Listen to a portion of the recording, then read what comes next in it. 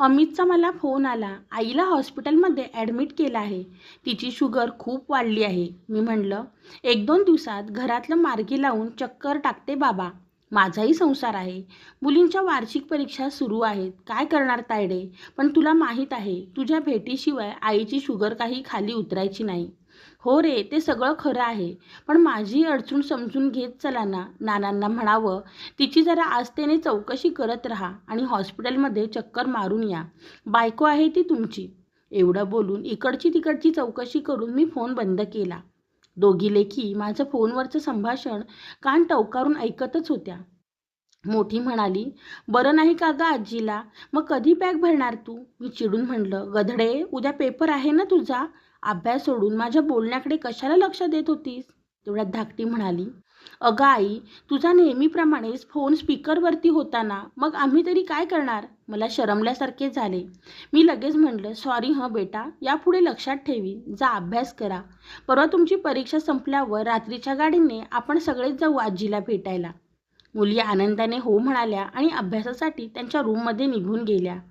रात्री सगळं आवरून अंथरुणाला पाठ टेकली, पण मुळीच झोप येईना. मनात सारखे आईचेच विचार येत होते.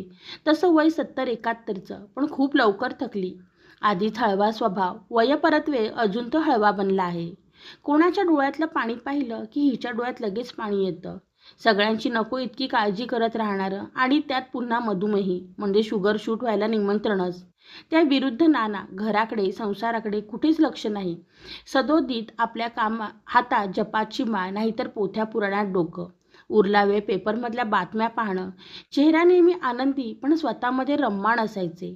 टेलिफोनमधल्या 22-23 वर्षाच्या नोकरीनंतर स्वेच्छानिवृत्ती घेऊन मोकळे झाले. नोकरीत मन रमत नाही म्हणायचे. नंतर काय तर देवळात मठातून पुजाऱ्याचं काम सुरू केलं. नानांच्या लहानपणी आजोबांची भिक्षुकी होती. त्यांनी नानांना पूजापाठ, वेद्यायन शिकवलं होतं. सकाळी 5 वाजता उठायचे. आंघोळ करून घरच्या देवांची पूजा उरकून देवळात गेले की तिकडे 4-5 तास रमायचे. घरात पैसे देण्यापलीकडे त्यांनी कधी कोणत्या गोष्टीत लक्ष घातलंच नाही. संसार जसा काही एकट्या आईचा होता.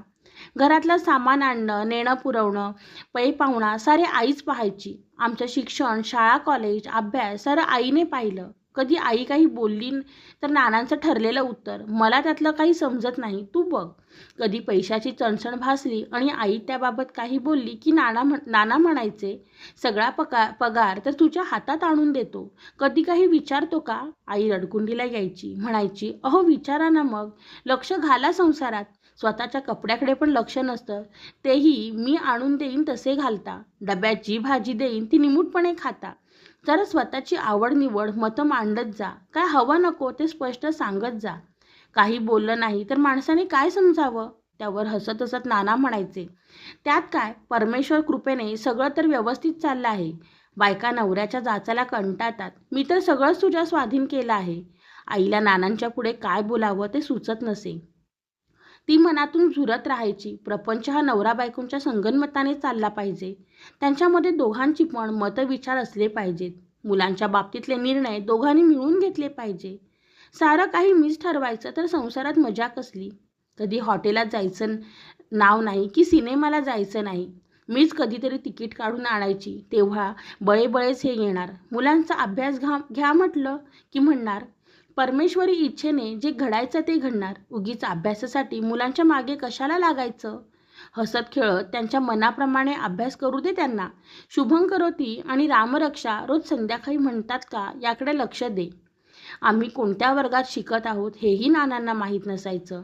कोणी त्यांना त्याबद्दल विचारले तर हसून आम्हालाच उलट प्रश्न विचारायचे, काय रे अमित, स्नेहा, कोणत्या वर्गात आहात रे? आई कपाळाला हात लावायची आणि म्हणायची, ह्यांना मुलांची नावे आठवतात हेच नशीब माझं. देवा पांडुरंगा, तूच माझा संसार चालव आता, कारण हे लागले तुझ्या नादी. दुसरे तुकाराम अवतरले आहेत. अमितचं आणि माझं शिक्षण सुरू झालं तेव्हा पैशाची चणचण भासू लागली. तेव्हा आईने टेलरिंगचं काम सुरू केलं. तिचा फॅशन डिझायनिंगचा कोर्स झाला होता. 3-4 वर्षात चांगला जम बसला. खूप कामं मिळू लागली. हाताखाली 2-3 बायका ठेवल्या. आई फक्त कपडा वेचण्याचे काम करायची. स्टिचिंग बायका करायच्या. माझी 10वी झाल्यानंतर आईने स्वतःचे बुटीक सुरू केले.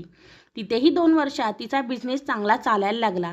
आईचा बिझनेसमध्ये जम बसलेला पाहून नानांनी लगेच स्वेच्छानिवृत्ती घेतली. मग तर काय, नानांना रान मोकळे मिळाले असे आई म्हणायची.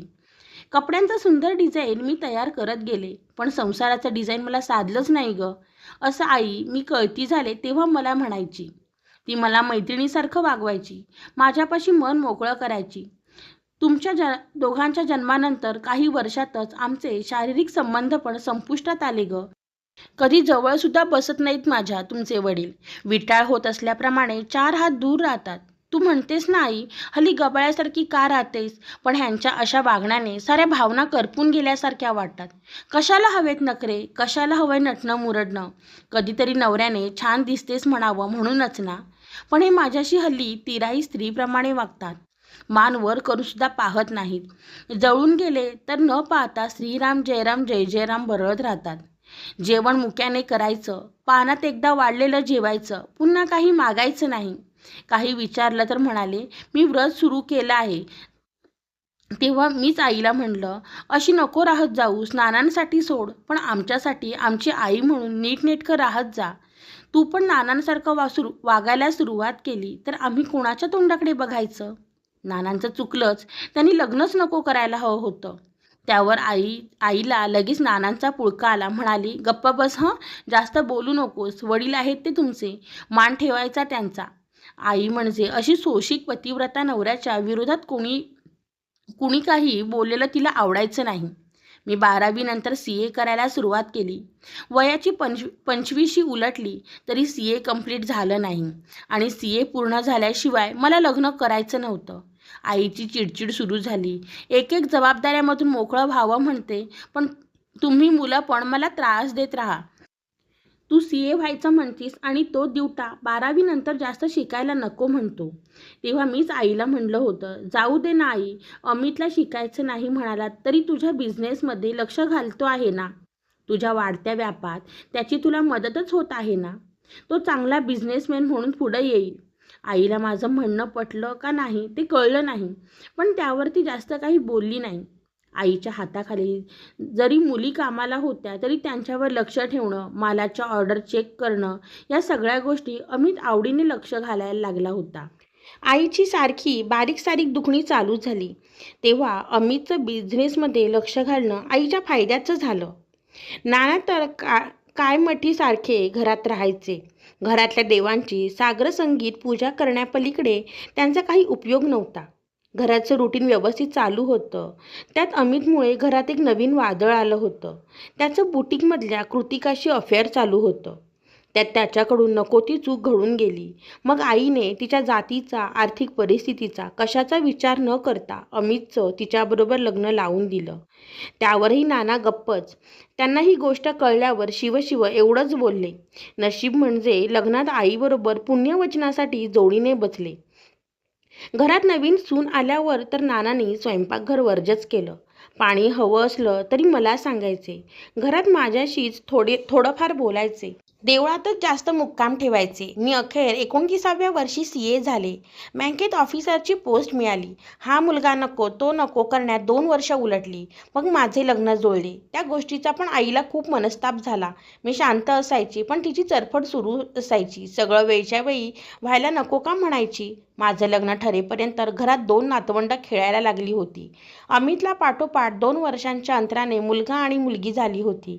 घरातल्या साऱ्या अडचणी सहन करता करता आता आईची भीड चेपली होती. आई कधीतरी नानांच्या जवळ न बोलता नातवंडांना आणून ठेवायची. मग मात्र नाना त्यांना खेळवायचे.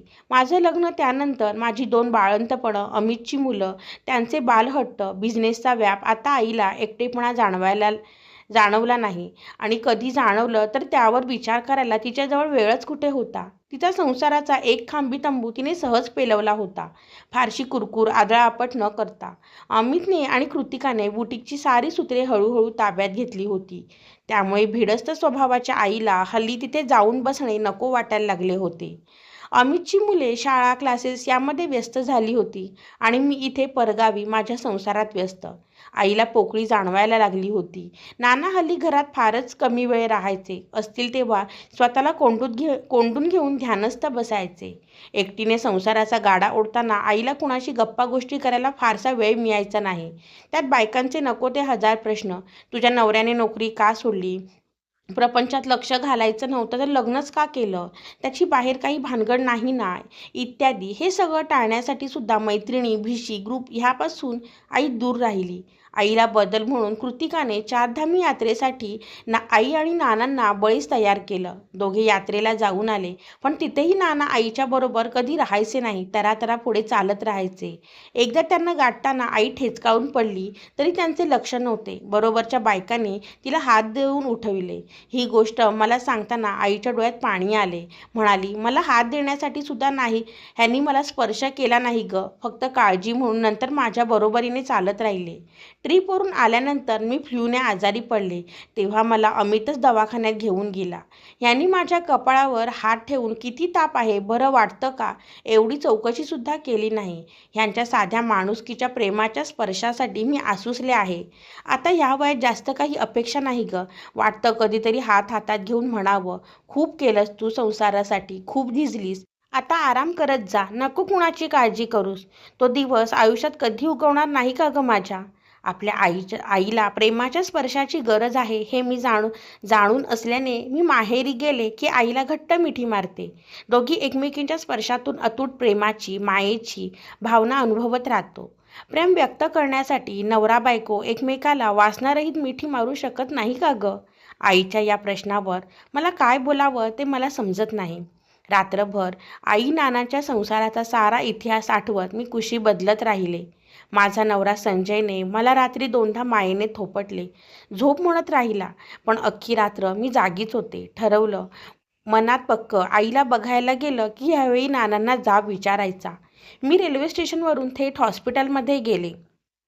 आई माझ्याकडे बघून क्षीण हसली. हाताला सलाईन लावले होते, त्यामुळे तिला उठवता येत नव्हतं. मी अशाही अवस्थेत तिला मिठी मारली. तिच्या डोळ्यात पाणी भरून आलं. मी तिचे ते आसू हळूवार पुसले. डॉक्टर राऊंडला आले होते. त्यांनी मला जवळ बोलावून सांगितलं, तुमच्या आईला वाढलेल्या शुगरमुळे हृदयविकाराचा झटका येऊन गेला आहे. आईची अँजिओग्राफी झाली, 2 ब्लॉकेज निघाले, मग प्लास्टी झाली. मी आईच्या सोबतीला हॉस्पिटलमध्ये होतेच. नाना ध्यानाहून उठल्यानंतर मी नानांना नमस्कार केला. नानांनी पाठीवर हात ठेवत आशीर्वाद दिला. आयुष्यमान भव, सौभाग्यवती भव. नानांचा पाठीवरती आशीर्वादाचा हात फिरला. बरं वाटलं. मग मी त्यांना विचारलं, नाना, एखाद्या सिद्धहस्त पुरुषाच्या बाबतीत साधा स्त्रीस्पर्श वासनारहित असू शकतो की नाही? त्यांना माझ्या प्रश्नाचा रोग कळला. नानांनी विषय बदलत विचारले, जावई बापू, मुली ठीक आहेत ना? त्यावर मी म्हणलं, नाना, प्रेमाचा स्पर्श लाभला की सगळं ठीकच असतं. मुक्या प्राण्याला सुद्धा तो हवा असतो, तर माणसाला का नाही? अध्यात्म तर काय सांगतं? सर्व प्राणी मात्रावर प्रेम करा, हेच ना? लहान तोंडी मोठा घास घ्यायला नको. पण नाना, तुम्ही आईशी जे वाईट टाकल्यासारखं वागता ते सोडून द्या. तिला तुमच्या प्रेमाची गरज आहे. नानांनी हो म्हणत मान हलवली. दुपारी नाना माझ्याबरोबर हॉस्पिटलमध्ये आले. त्याने आईचा हात हातात घेऊन दाबला आणि म्हणाले, लवकर बरी हो. नातवंडांची लग्न बघायची आहेत ना? मी 4 दिवसांनी घरी परत आले. महिनाभराने मला अमितचा फोन आला होता. आईला डॉक्टरांकडून नेऊन आणलं. त्यांच्या मते तिची तब्येत अपेक्षेपेक्षा चांगली सुधारली आहे. नाना रोज सकाळी तिच्याबरोबर फिरायला जातात. आल्यावर पूजापाठ करतात. आईचा चेहराही हल्ली प्रसन्न असतो. मी हसत हसत म्हणलं, अरे, परीचा स्पर्श लाभला आहे तिला आता.